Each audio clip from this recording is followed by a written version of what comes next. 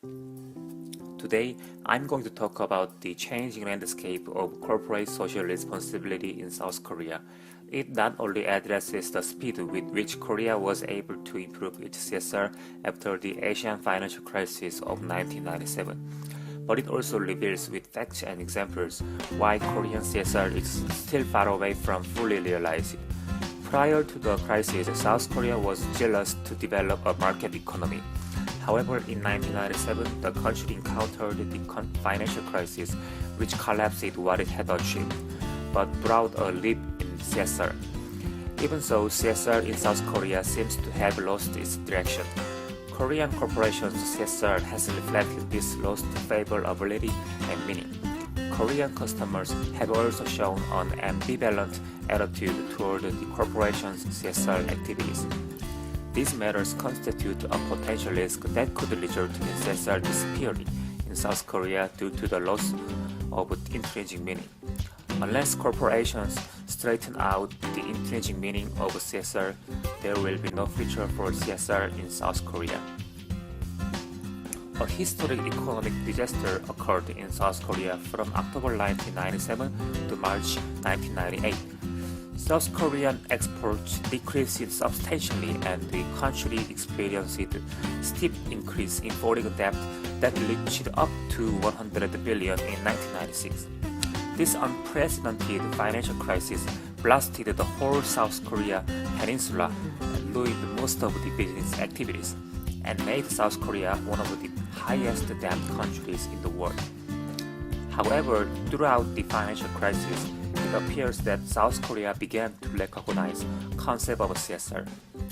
For example, according to a Korean leading newspaper, Korean Economic Daily, a considerable increase in references to CSR was apparent after the financial crisis.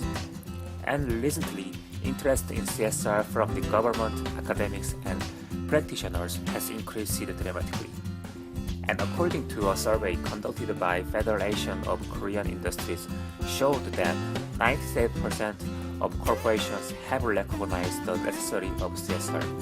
Nearly two-thirds of the surveyed large companies have set up their own CSR department, which also shows a consistent annual rise. However, it seems like the most of the Korean companies are still misunderstanding the CSR concept or definition, because which has been used as a marketing strategy. For instance, Elka Korea is a huge corporation in South Korea. It has been ranked as the best-selling cosmetic company in South Korea. Elka Korea also has been participating in the Pink Ribbon campaign for more than 10 years, which raises women's awareness of breast cancer. But ironically, in March 2012, in South Korea, a woman was working for Elka Korea as a therapist at a department store, gave birth prematurely.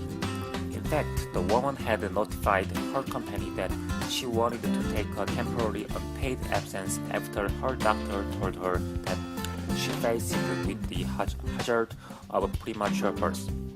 However, her company did not approve her temporary unpaid absence. After the birth, her company broke her heart once again.